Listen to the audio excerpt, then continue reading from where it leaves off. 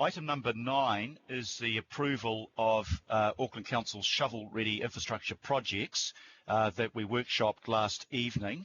And I've got Megan Tyler and Barry Potter here who will lead the discussion. Can I just make a couple of very brief introductory remarks?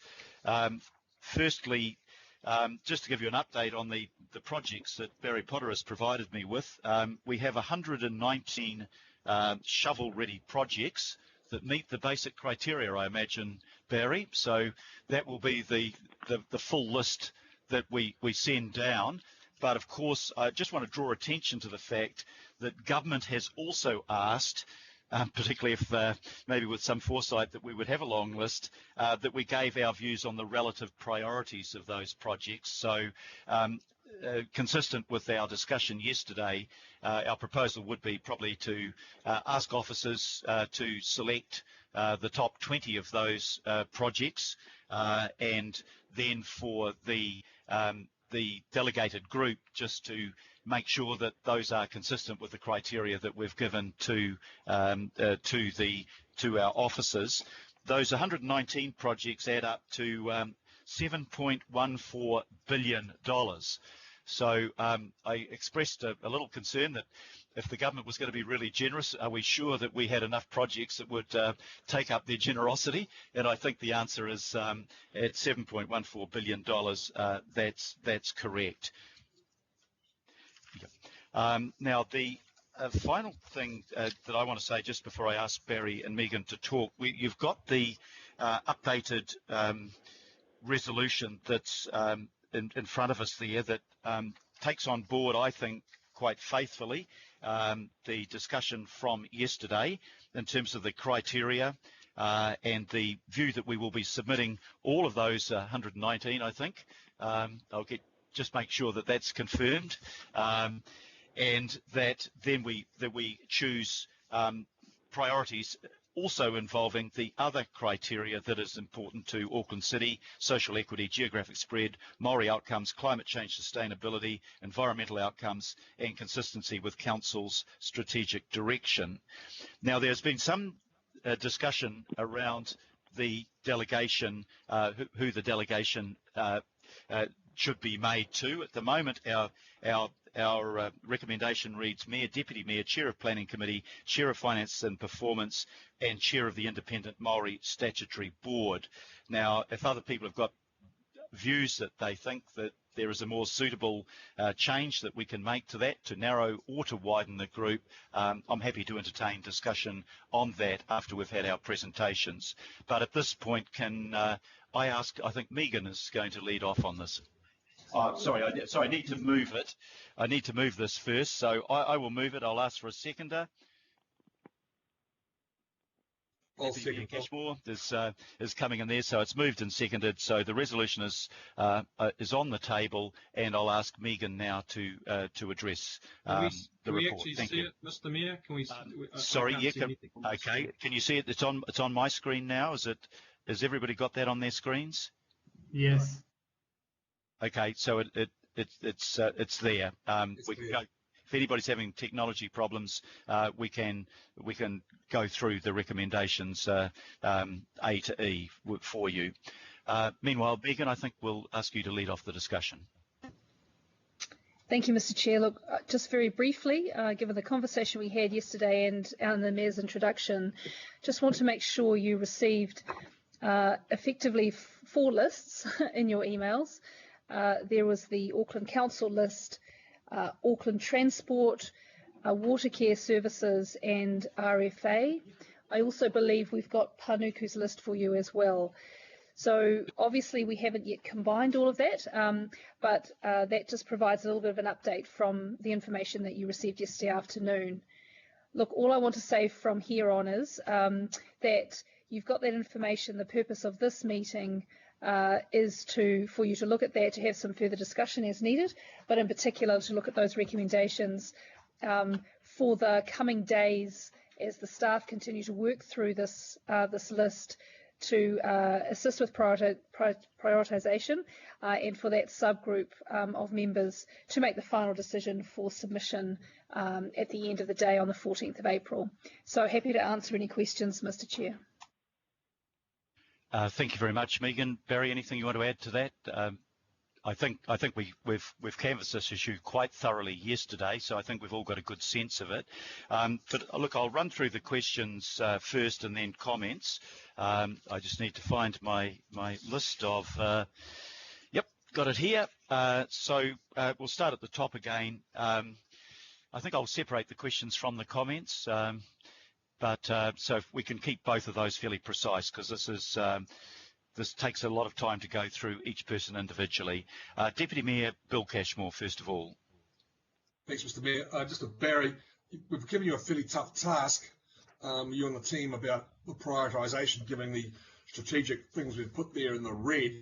Got any comments to make about the ability to actually do that? Look, it's going to be a challenge. Megan might like to add.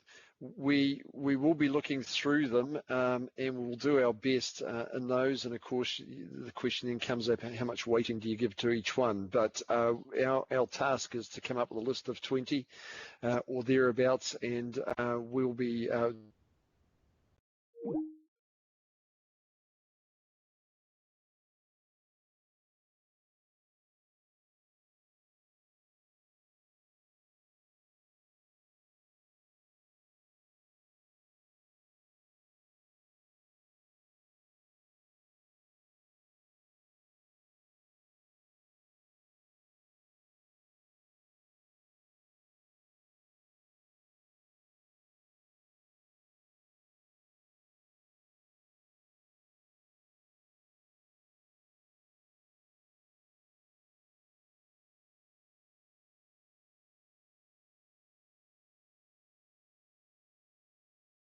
Will be put forward, but in line with the government's request, we do need to indicate what the priorities might be, and to the extent possible, and there'll be people working through their Easter holidays on this, including the delegated group.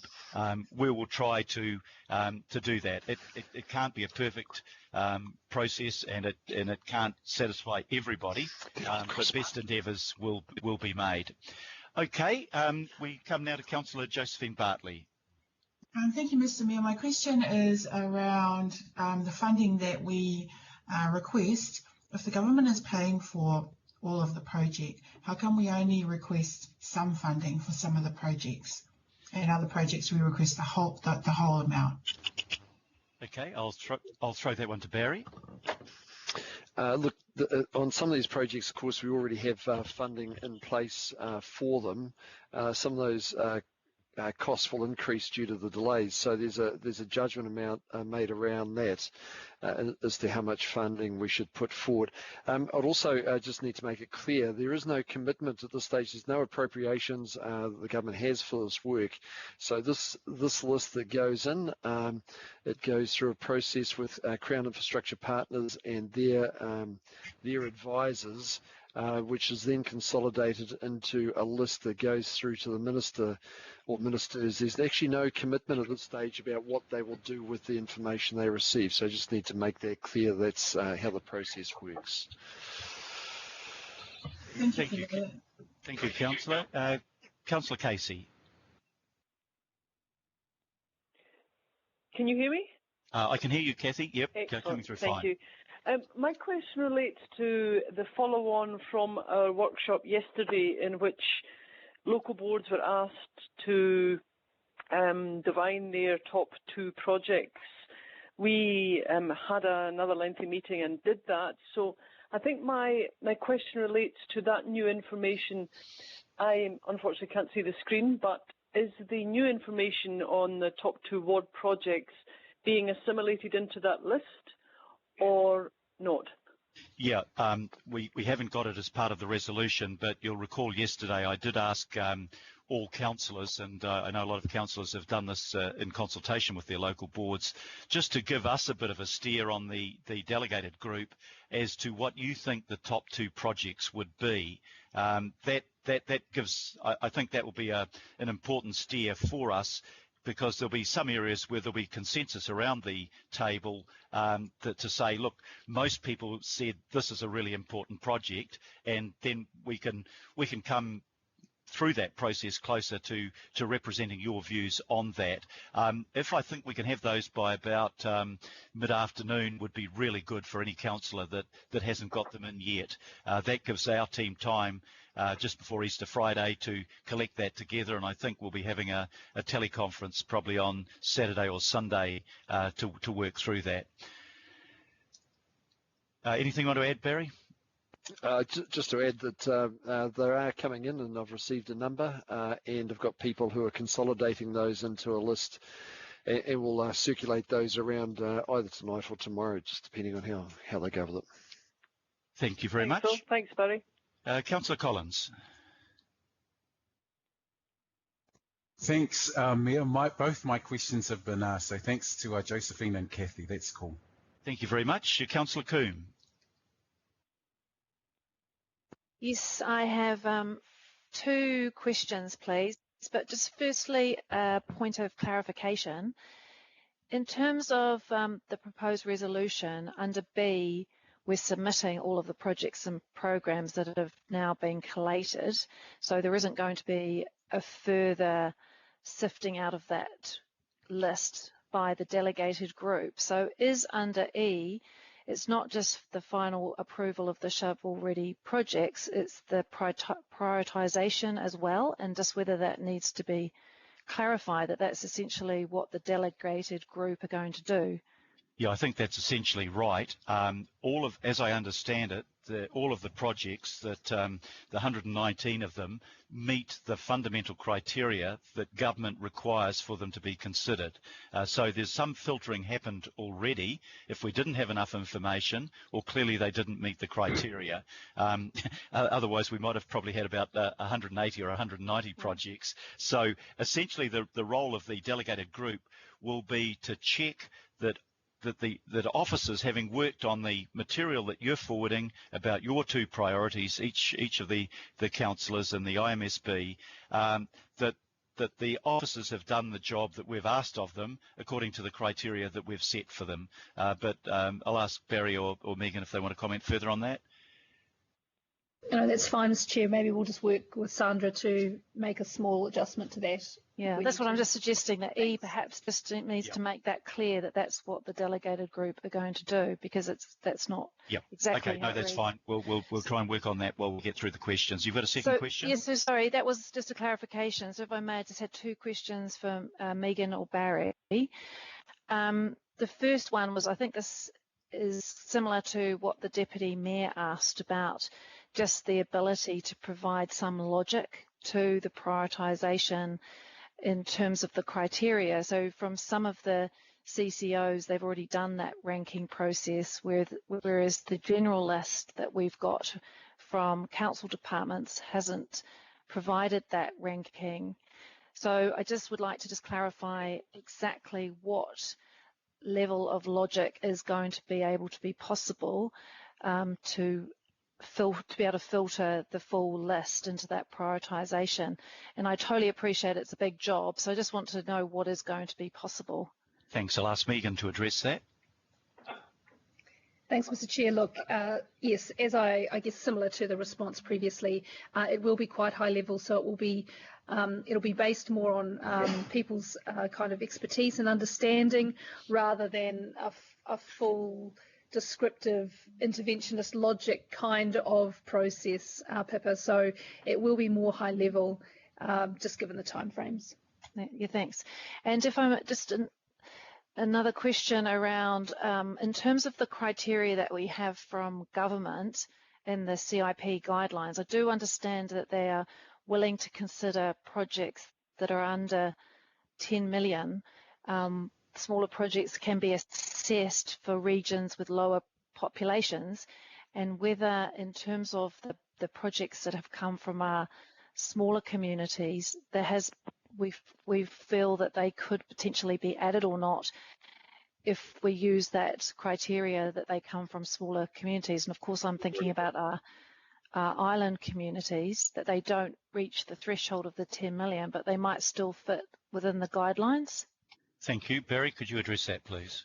Look, we can. I have to reinforce the time constraints we're actually working on here. We have received a number of smaller projects, and one of the things that we're finding on those is often there's not really any detailed information on them, and that's a challenge. So we have to make some decisions on those.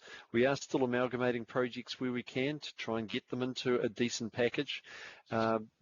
But it is a challenge, and we need to understand this is about getting people employed, and we'll take into account that geographic spread and how we can incorporate that into it. I think, so very it's hard important. to Yeah, like appreciate that. that. I think it's just important that we understand that the guidelines do allow us to identify what would actually benefit a smaller population, even though we're submitting it from one council.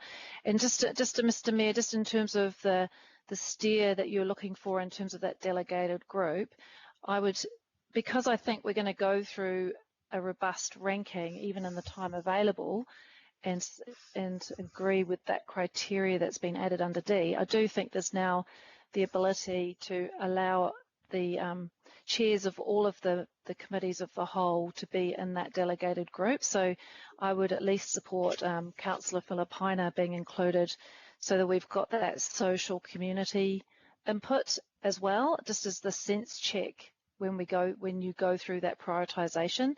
So I would support that. Of course, I would like to see Councillor Hills in there for environment and climate change. But with the indulgence of the mover and the seconder, I would at least like to see Councillor Filipina included. So thank you. Okay, look, I'll hold those comments until I've heard a variety of views on what the shape and size of the committee should be. Obviously it needs to be a committee of a size that's workable, but there's some flexibility around the edges. It also needs to be a committee that everybody feels confident these people can make the decision. Yeah. So we'll come back to that. The plea that I just want to pass on from officers, we'll probably be getting boards ringing us over the weekend and others making comments. Can we consider such and such? We've just about reached the end of our ability to consider further projects. We're now asking people to work through their Easter because we need to finalise this by next Wednesday. So please be tolerant of officers, and I think with 119 projects, we've got fairly good coverage right across the region. Okay, Councillor Linda Cooper. Kia ora, Mr. Mayor.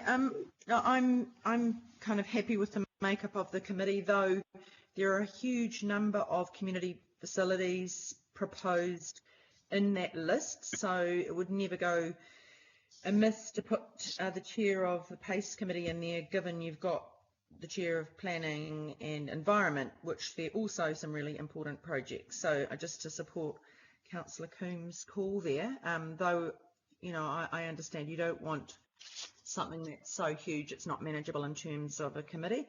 For me, I'm very comfortable, especially as Generation Zero supported the Northwestern Busway, because things like public transport will help meet our climate change targets, and open up a lot of opportunities for further employment once that area is open up and has a reliable network. And the other thing for me, the whole water quality, those two big projects in there for cleaning up the Waitemata and the Kaipara are really critical. Those, that's really important. So that's all I have to say. Thank you very much, Councillor. Councillor Angela Dalton. Thank you, Your Worship.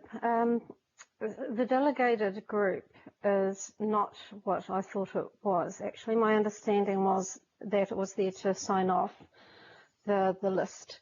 So Barry and Megan and the team understand quite clearly the government guidelines, and now we have a list that at a high level is meeting those guidelines.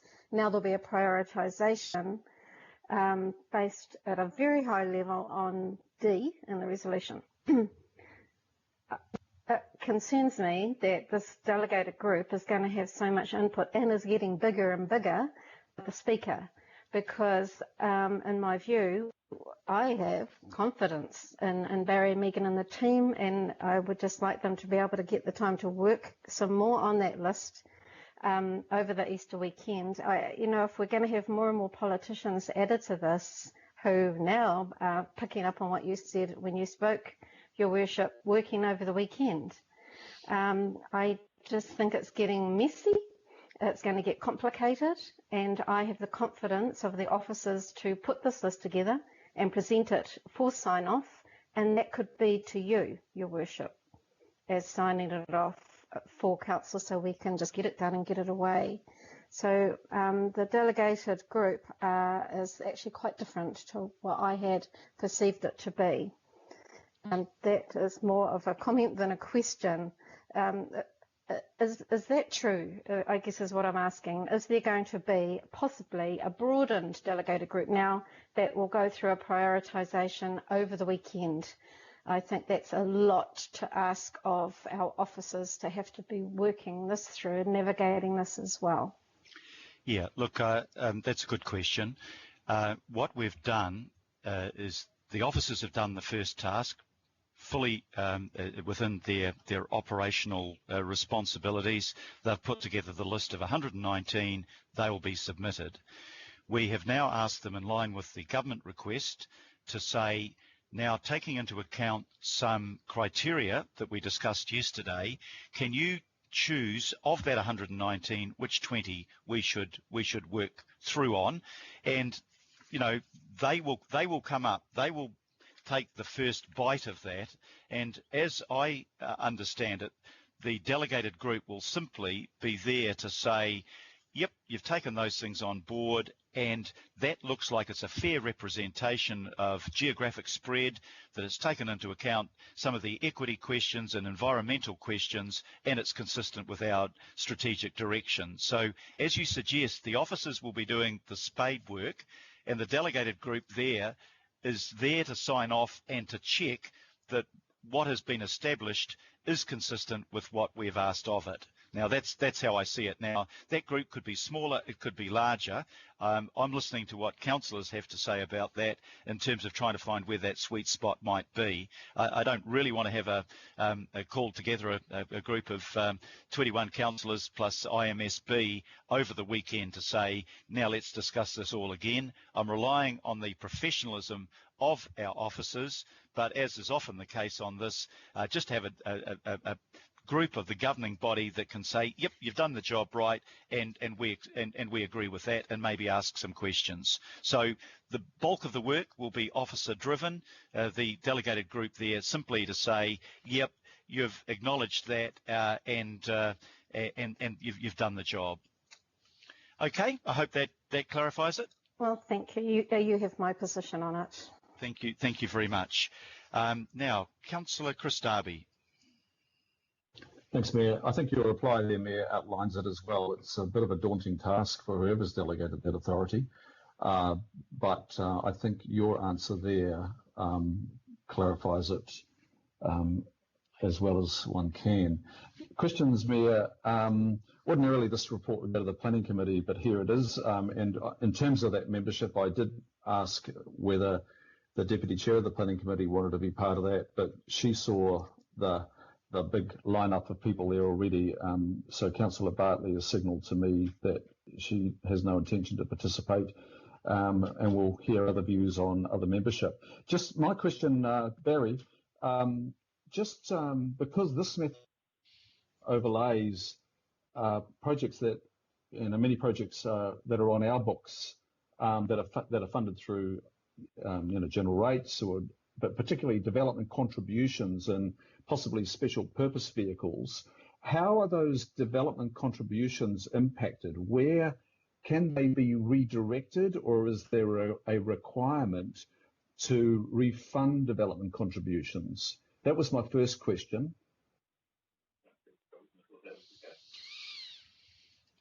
Barry. I'm not sure I can actually give an answer on that. Megan might be able to. I just don't know what the possible is around redirecting DCs. I think there is some case-by-case elements to this.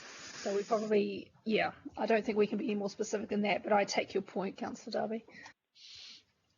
Yeah, Okay, I think look, that's an interesting question. We'll probably just need to give some further thought to that if I can ask officers to do so, because it is pertinent. Thanks, Mayor. My second question is, I agree with what the officers have worked up there in terms of the D and the criteria. Just under D Roman 2 geographic, posing this question, is there a need to have geographic and demographic spread? Geographic and demographic spread, not just about place, but about people as well. That's a question. And my final question is, I'm aware that the NZTA has an underspend of $140 million in its cycle class, and it is open to councils lodging submissions. It will fund to a FAR rate, financial assistance rate of 90%. So that is, we pay 10%. How, Mayor or Barry or Megan, how might we want to approach that? I know it's not in this report, but it is linked in many respects. So two questions there, one on demographic spread and the other one is on the NZTA $140 million underspend. Okay, let me just have a go at the first one. The demographic spread, I think, is also encompassed in the social equity and the Māori outcomes side of it. So that would cover it. Most of these projects, of course, will be a benefit. If we're talking about public transport or climate friendly, they're a benefit to everybody. But there will be some projects where we want to say, hey, look, this section of the community is ill served by public transport, it's low income, maybe that should be a priority. On the second question, I'm going to throw to Barry, I think. I've got a huge enthusiasm by both officers to answer the question. They can't decide which one should take priority. Barry, you have a go. So I think the question was in regard to cycleways, was that correct?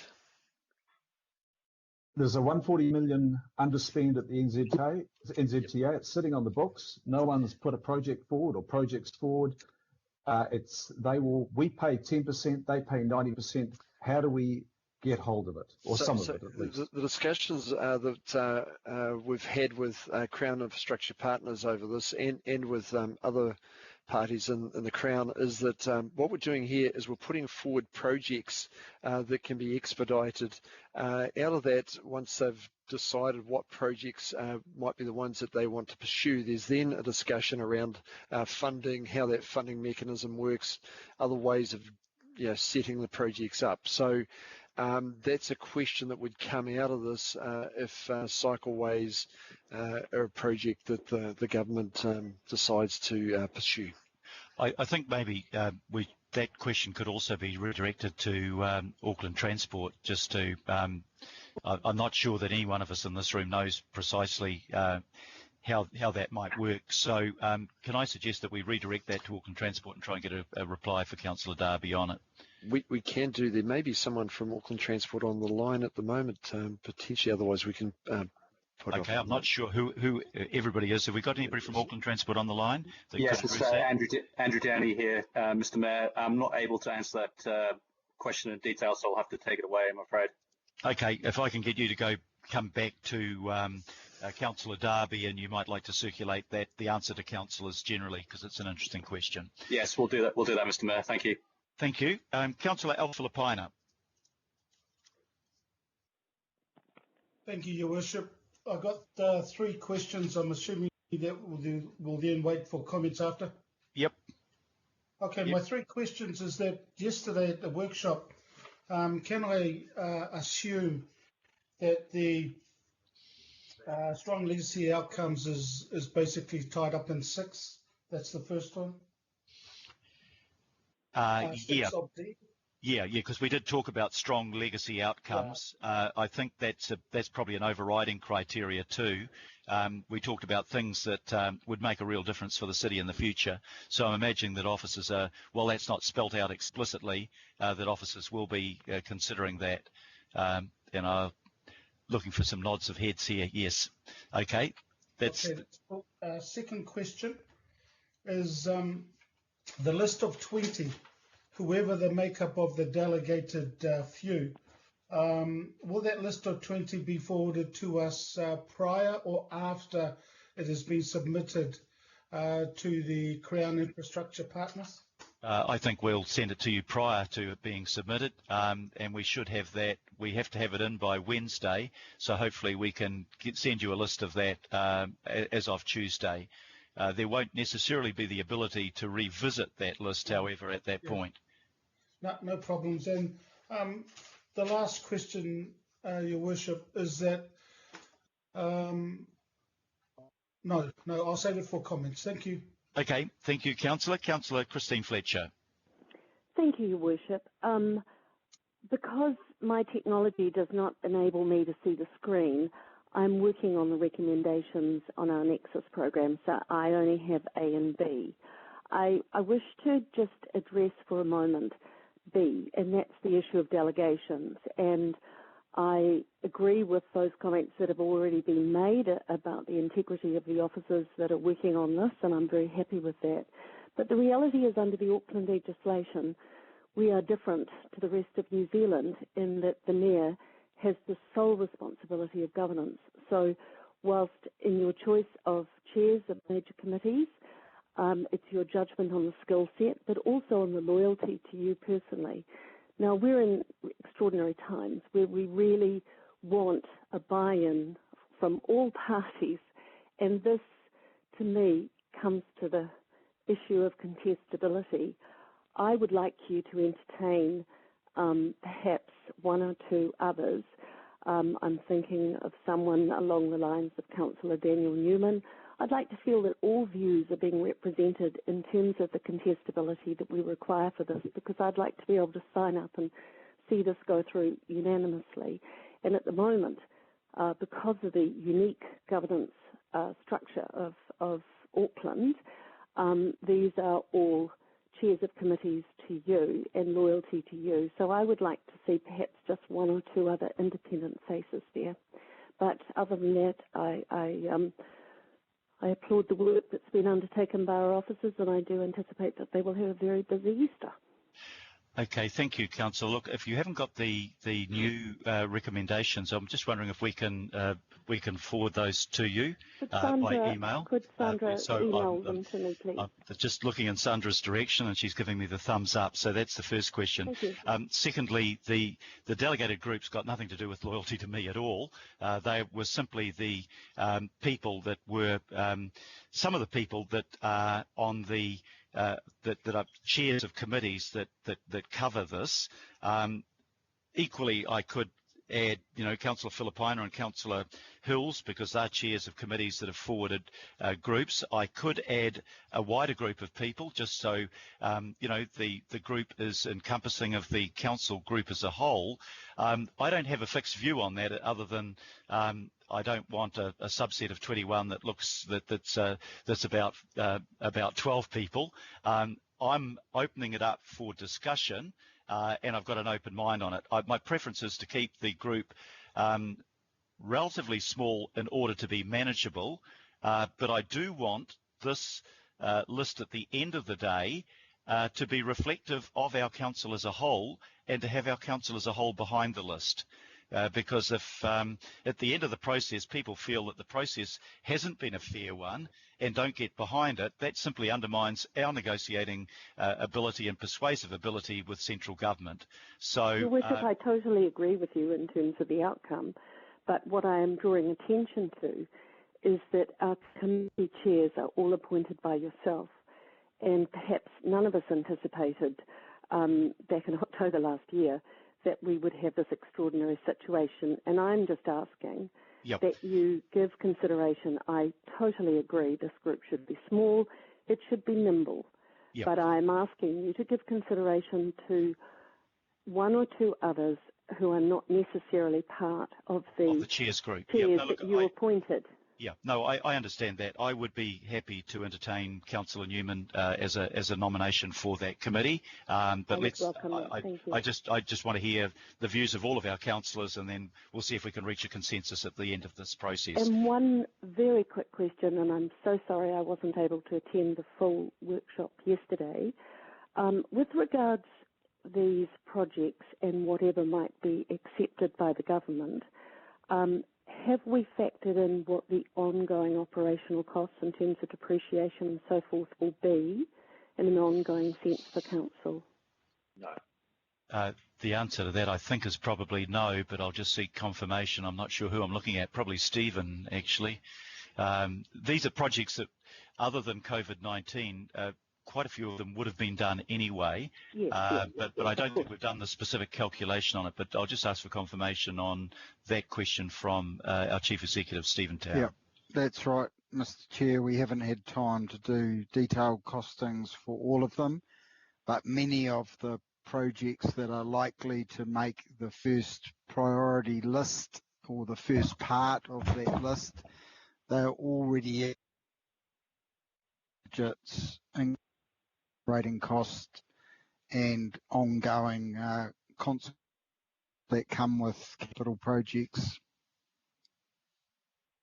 Thank you, Chief Executive. I was just trying to have an understanding of what the ongoing ramifications might be. But no, there are those consequential factors, but I think if we get 100% funding capital out of government for this, we'd probably quite happily accept that there will be consequential operational costs for it, because these are projects that we think are really important and we need to do. So thank you very much for that. Councillor Shane Henderson.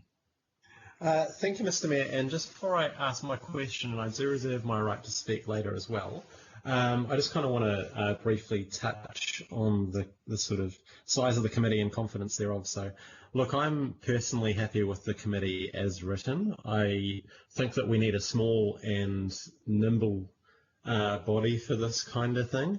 If we're worried about it being representative of wider council, then I would point out that there is no West Auckland councillor on that committee. I'm actually okay with that. I'm happy that you're going to take everyone's views forward and got full confidence in that. So I'll ask my question. So if we're talking about large and rapidly built projects, the consequential OPEX of all of this, is this being planned for in a rather tight fiscal environment? The answer to that is almost certainly yes, but I'll throw that one to the Chief Executive again. Yeah, look, Mr. Chairman, it's just the detail for this particular 119 projects has not been, we have not had time to do that. But of course, if the projects are approved, then they will be integrated back into our fiscal outlook, and you know, they aren't going to surprise us because they would very likely have ended up there anyway. And as you've pointed out, Mayor Phil, getting 100% Crown funding for this package is an enormous hand up for the council. Yeah, we're not in the business of looking gift horses in the mouth, I think is the answer to that one, Shane. Thank you. Thank you for that. Councillor Richard Hills. Yes, I guess I got a quick comment. Just, I guess following up Councillor Dalton's point around making the group bigger and bigger, if we support these resolutions today, there should be some prioritisation done, not so politically, but by those 6 project outcomes, I guess. That would make a lot of sense than trying to do whatever we're going to try and do after this. The other question I have, and maybe it's to Barry, I'm not sure, but the category A, I mean, I obviously support those 6 things very highly: social equity, geographic spread, multi-outcomes, climate change, etc. But surely the category A, at least the projects that are underway or companies and businesses are waiting for knowledge of the go-ahead, and maybe there's tools already on the ground, surely those have to be prioritised first over and above everything else. I'm just a bit confused how the process is going to work, say when we get to level 3 or 2, when that work can start. So that's my first question. How are we going to ensure those can kick off as fast as possible, even though they're included in this list? Yeah, by definition, anything included in this list has to be within the time frame that the government has talked about. But those that are absolutely ready to go, been consented, and the procurement happening, as we discussed yesterday, if there's a real danger that we can't go ahead with that, and there'll be costs in abandoning the work that we've done, that will be taken into account. D represents the other factors that were outside of the government factors, and things such as the size of the project. You're going to prioritise one that's worth 10 million or one that's worth 100 million and creates a whole lot more jobs. Yeah, that will be part of the process as well. But D is there to represent things that may not have appeared in the government criteria, but we thought were also important. But your point is quite right. Yes, we'll be looking at those other factors additionally. So yeah, I guess my question is, not that this is a waste of time, it's good to send all of them, but I'm just worried that we spend a lot of time when really it's going to be a fait accompli that surely those projects across the council family go ahead or should go ahead regardless, especially if they've already started or about to start. I'm just a bit confused how brand new things might jump ahead, or when that could cause even more. I'm going to ask Barry and Megan to make an input on that. I think it's an important question. Thank you, Mr. Chair. That's clearly the case, and projects that are under construction are really a top priority, and the need to get those started quickly. This afternoon we'll have a briefing on on what our plans are around doing just that. One of the considerations, of course, is that those projects are currently incurring costs through delays, and that's part of the discussion we'll be having with the Crown, how those costs can be met. A lot of work's going on at the moment on those projects underway around how to get a quick start, how to start on multiple phases, actually how to get them back on track from a time perspective. So you're quite right, those are top priority projects. The cost of abandoning them, or if we were to consider abandoning them at the moment and put other projects in their place, that's really that would be a very difficult situation to consider. So you're quite right. And my last question, and it's probably it may be too hard in the short time frame, but around jobs, how are you going to do sort of back of the envelope job kind of counting? Because some big projects may have big price tags next to them, but low jobs, where other projects that have less materials and less big plant being used might have a whole lot of other jobs. How are you going to measure the diversity of the jobs and types of jobs that can come from one project? Unfortunately, that will be done at a high level, and that's the only way we can do it. Of course, we also need to remember that larger projects have long supply chains as well. So it's not just that project, it's everything else that goes on behind, and those supply chains go quite deep. I think that answer gives you an idea of the complexity of what we're trying to do. It won't be perfect, but clearly a driving factor for government in putting this money forward is how we can stimulate the economy for growth and to get people working. So that is, with all of the other criteria we have there, that will be a driving factor, because that is the primary purpose of what these shovel-ready projects being fully funded is.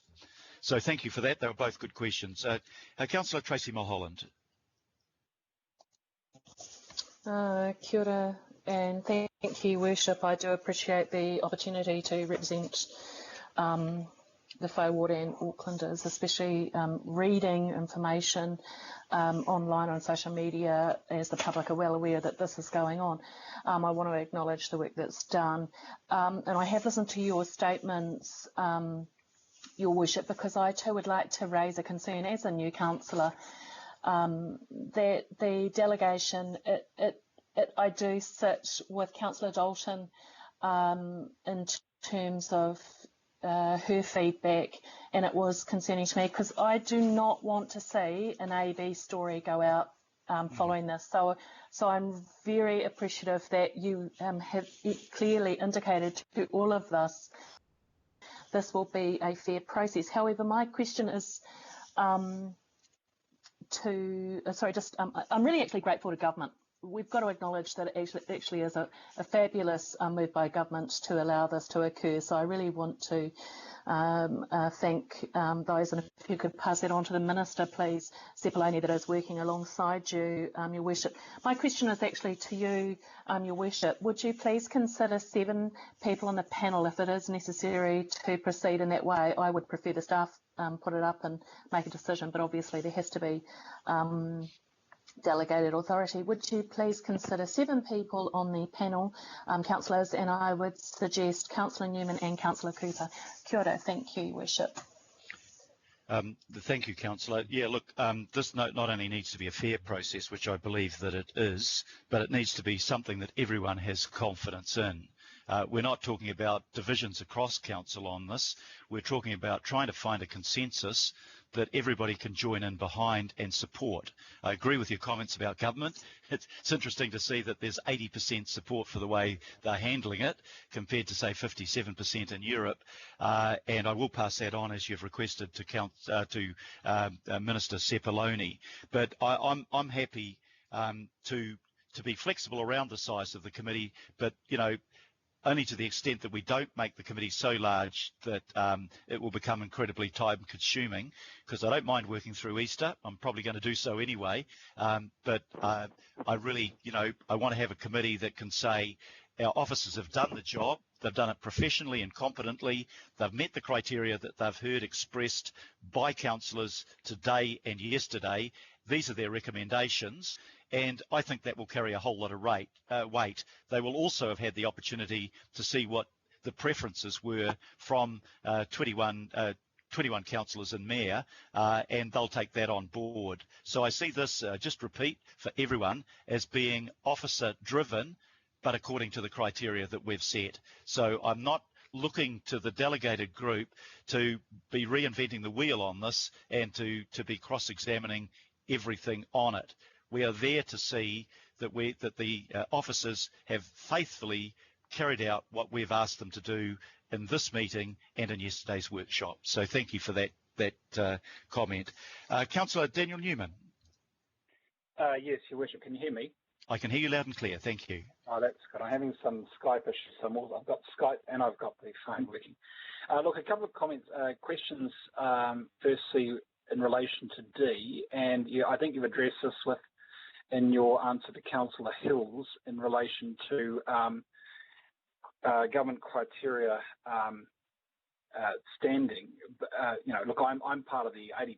That's really appreciative of the way in which the government is addressing the issue here. But going back to the criteria, we've set our own criteria to assist with prioritisation.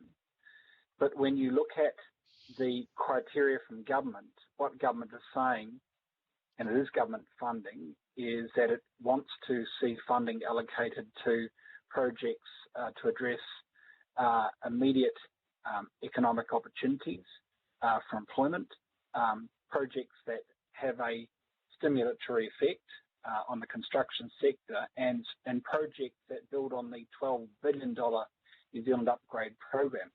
If that's the criteria, I would assume that the relative weighting of the bullet points in D would be significantly less than the criteria that the government is applying, wouldn't it? Because at some point you have to make a call, and it would be unproductive if we were to apply our own criteria if it led us to an outcome which is different from where the government is seeking to go in terms of its funding and where it wants to see that funding allocated. Yeah, I think that's a political question, so I'll answer that. Yeah, I think that's right. The basic criteria for the 119 is that they all meet the government's specifications, because if we were to ignore the criteria that they said they'd make a judgment on, we'd be shooting ourselves in the foot. Obviously, they are paying the money, therefore their criteria are the ones that we take into account, because if we were to ignore that and say, well, actually, we think that's all wrong and we'll do something totally different, they'd come back and say, yeah, that's fine, you can do that, but by the way, we haven't accepted your projects. But I think what D does is put forward the genuine view of, I think, most of our councillors, that these things are also important considerations. And what we're trying to do, I think, with our officers is bind those two things together.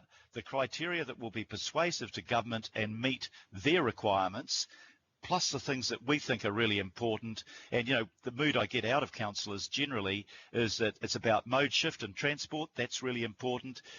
It's about making sure that we have projects that will help the region as a whole. Now, the government won't have a very good concept of things across the region. We've got a very good concept of that. And our priorities, I hope, will include key priorities from each of the regions that also meet the government criteria and the specific criteria set out in D. So I'm sorry if I'm repeating myself. I said that yesterday, but I think that's where we are. Okay, well, look, that's fine. So my second point, and look, my name has been raised here. Look, I think that if the analysis is based on the pace of and the scale of the construction, the opportunity for construction to contribute to employment, including employment through supply chains, the multiplier effects of subsequent residential commercial development, increase the rating base revenue through contributions. I actually think a lot of these projects are rather self-selecting. And my view is that I would prefer, some as Councillor Dalton, I would prefer a narrower delegation to yourself and the Deputy Mayor. And you, of course, would need to be informed by the professional analysis of Steve Webster from Watercare, Chris Morgan from Auckland Transport, Craig McElroy from Healthy Waters, and Barry and Megan from Council. And I think that you'd be looking to apply a judgment based on their best professional advice, taking into account what the government's criteria is. If that's the case, I would prefer it to be just yourself and the Deputy Mayor. If it is the view of the committee that it has to go wider than that, then I'm more than comfortable to be part of this too. I don't really want to fill up my weekends triaging projects, but I can. I do think that ultimately the criteria that's set down by whatever subset of councillors to determine the prioritisation will need to come back to the advice of our staff, which will mean that the prioritisation needs to be a professional as opposed to a political prioritisation. Yeah, look, I think I've answered that already, and what I want to be sure of, Councillor, is that when this list comes through, look, thank you for your vote of confidence in the Deputy Mayor and myself. We were both thinking of standing down from the committee and giving it to somebody else, I think, and enjoying our Easter. But I'd prefer myself to have a slightly wider group that was reflective of council so that everybody had confidence in the process. And I think everybody's agreed. We've set the criteria. We've had long discussions about this. Our officers know what we're looking for, and you're right, we're relying on their professionalism to come up with the list, and we're doing, what might be, I hope, in the end, a tick box exercise. But I think that it's important that we have a group that the whole of the council feels confident in. So thank you for that. Councillor Greg Sayers.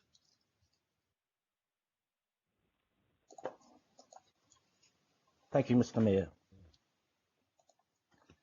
I'm not sure if I'm up on video or not. No, we've got your smiling face there, though, just as a still. You're on right. Video now. Oh, there you go. Got it. Okay, very good. Well, look, thank you. If I could just, there seems to be a bit of overlapping between debate and question, so if I could just reserve my right to speak later when you come back to us, Mr. Mayor. But I want to pick up on some of the points that have been made by Councillor Fletcher and Councillor Henderson. And it may be directed to you, Mr. Mayor, or the Chief Executive, but it's a single question, really has two parts to it. And it's about the process going forward and how work streams come together. And the reason why I'm asking it, Your Worship, is because of the public that may be listening in, just to save any confusion and clarify the process. So if projects aren't on the list or are on the list and they don't get funded by central government, that doesn't mean that the project is necessarily stops or doesn't proceed. What it really means is that we have, as an organisation, look at how we fund those projects going forward out of the money that we have left as a result of this, this crisis we're going through. And what I'm trying to do is marry up what we're speaking about here and what we talked about a little bit earlier with the work that's coming through the Audit and Risk Committee and that report that we can expect next week. And I realise there's some sensitivities around that. You mentioned around the stock market and I assume possibly in terms of our credit rating. However, at some stage, Aucklanders will need to have some visibility about that, those reports and the options that we have there in terms of the rate increases that we need to talk about coming forward, how projects will be funded going forward, how local jobs will be saved, how jobs within the supply chain might be saved as well. So my question is this, the two parts. Is that messaging correct? And have we got that right in terms of our messaging out to the public? And number two, at what stage and how will we create that transparency and the options that we have as an organisation going forward to fund the projects that don't get funded as part of our annual planning and annual budgeting process that we've actually entered into? Thank you, Councillor. I think they're good points to make. Firstly, because something might not be chosen under the shovel-ready project doesn't mean to say that it won't proceed. If the government is able to take up some of the demand from these projects by fully funding them, that may free up, hypothetically, funding for other areas. But the second part of your question is equally important. If we suffer, as we undoubtedly will, as every business in New Zealand will, a significant drop in our revenue, our ability to fund capital projects will go down sharply. And that will be because debt to revenue means even if we cut spending, if our revenue is sharply down, we will exceed the debt to revenue ratio, which we're committed to not doing, and we'll bend over backwards not to exceed that. So we will have to cut. We'll have to cut capital projects that are really important. Now, right up till a month ago, we were bemoaning the fact that we had a huge capital program, but the construction industry was running so white hot that we were paying top prices and we were having trouble getting materials and goods. That will change sharply because of the impact of the COVID-19 recession. So now is an ideal time to press ahead with construction projects, both because we'll have less cost pressures, hopefully, but also because the materials and the firms are available to do it. And it's a time-honoured tradition that the best way of getting out of a recession is to create projects that create genuine jobs with genuine legacies that stimulate the economy, cause growth and cause jobs. And if we, of course, restrict our ability to do that by say, cutting our rates, then that limits what we might otherwise do in that regard. And that's the sort of trade-off that we'll be talking about next week when we get the report from officers and where we need to look at the implications of all of the options in front of us. So I don't really want to have that whole debate today, but you're quite right in bringing that up, that this enables us to go ahead with some projects.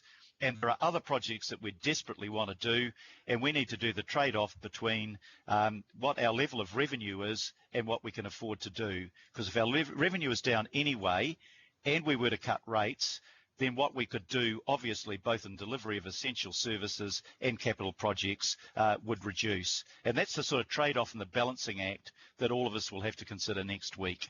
So thank you very much for that question. I hope the answer covers that appropriately. Yeah, thank you, Mr. Mayor. Councillor Simpson. Which is timely that my question follows that comment. My question is, look, and I've just lost the resolutions. I don't know whether everybody else has, but I can't see them on my screen. No, they're off our screen. I'll ask Sandra to try and put those back on. One of the criteria from government, and you just outlined what that is, economic benefits, whatever. Why isn't one of our priorities to prioritise projects that bring us in revenue, that have growth multipliers, for example, that assist with housing and development contributions, etc. Because that is actually something we're really, really going to need. And my question is, why isn't that a priority? Or do you feel comfortable that that's already there under economic benefits? Because I don't, and I think it's something that actually we really do need. I think that's under the government criteria. They will be looking at what the ability of each project is to stimulate employment, and that won't be just employment on the project itself. Let me just use a simple example.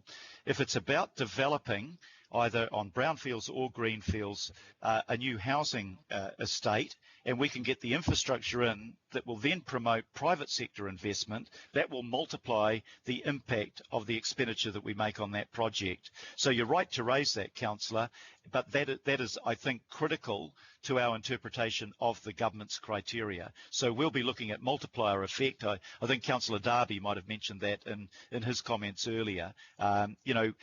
If what you're doing then leads to the possibility of a further development on the basis of the infrastructure you provide, then that will be a multiplier of jobs. And what we're saying is that's important, hey, but it's also important that we don't forget, as Gen Zero reminded us, about climate change and other critical environmental issues. Okay, my second question, therefore, is around the group that is prioritising the big long list. Look, I must admit, my first priority would be just to give, if staff have if we've given staff all the tools that they need to stop the politicising of this, if staff have been given the outline, which is basically number one, the government, and a narrow focus on that comes out of D, I really think that actually it should be them that come up with that prioritisation list, and basically it is just then given to you and the deputy to sign off. That would be my absolute, first choice. But the question I have is, look, you're not tying a list of only X people in E. I would hate people, like Daniel, who are keen to be on it, have a chance to be on it. I don't really feel that we should be letting anybody out. But I think also, Your Worship, you need to have some leadership here and sort of say, look, you can get to a cast of thousands. It's really a staff job from now on. Yeah, I don't want to repeat myself again, but I will, because I think it's important. Yes, I think the donkey work will be done, excuse the term of officers. Let me rephrase that before I hear the bellowing from around the room. The essential work will be done by officers. We just need to check that, having set that criteria, having had these long discussions, that they've followed that faithfully. But my preference is, as I think you alluded to earlier, in the text message that came across the screen, I want this to be an exercise where we all get behind it, we all have confidence in it, and that's why I'm more than happy to entertain Councillor Newman being on that panel. Thank you. Chair David Typery. Oh, sorry, I've jumped. Councillor Sharon Stewart. Yeah. I'm not looking at my own list very well. I'm sorry, Sharon. The next call's yours. No, I just support whatever Des Lisa said, so thank you. Thank you very much. Chair Typery. Kia ora, Your Worship. So first thing, I just want to follow on from yesterday's workshop where I asked about information relating to the Roman numeral 3 in terms of Māori outcomes, how that was actually used as an assessment, which probably is applicable to all but geographic spread and all the Roman numeral 1 to 6. To sort of understand how that was prioritised in its rating. And I sort of look at what Councillor Simpson just said as being part of Roman numeral 6, consistency with Council's strategic direction. So I'd like to get that if I could, as soon as possible. Also, I wanted to raise that you had said earlier that the offer had been made to the councillors and the Independent Māori Statutory Board. My firm position is that the board was not offered an opportunity to put in new projects and has not done so. And you sort of quantified that yesterday when you said the loaded part would be 20 and you'll have to miss out as the mayor. So again, I just want to put that on the table. And that then leads me to the point that I mean, if people want to reduce it, I'm happy to be with you and do it on a regional focus as an independent by statute to help get this process done. But again, I'll support the decision of what's been made in terms of who should be part of that. But again, you know, I think we should be a part of that in the context of we're independent on the basis by law. We're independent on the basis we put no projects up. And I think in terms of the things that we do, we cover Roman numeral 1 to 6. Thank you. Thank you. I'll throw it to Megan on the Maori outcomes in just a second, but your very presence at this meeting and the invitation to Karen at this meeting was so that you were equal participants in this process, which you are, and your nomination to be on the delegated group is equally to ensure that we've acknowledged all of the outcomes that we've listed there. Megan, is there anything that you'd like to add to that? Thank you, Mr. Chair. Look, all I wanted to say was, as with all of this, it will need to be high level still. I'm sorry to keep repeating that. So there won't necessarily be a full and massive, robust process around this, but the purpose and the importance of Māori outcomes, or taking a more cultural lens, as you, and I agree with you, David, it goes through all 6 of those criteria. It was to ensure that we quite specifically and deliberately consider projects that will have a particular benefit to Māori, and that can also, as we said, include a geographic spread, so in the south and west in particular.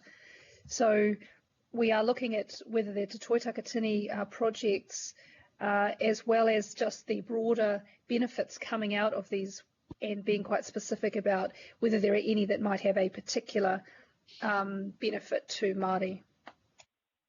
Thank you. Thanks, Megan. Councillor Wayne Walker. Sure. So I've got a question.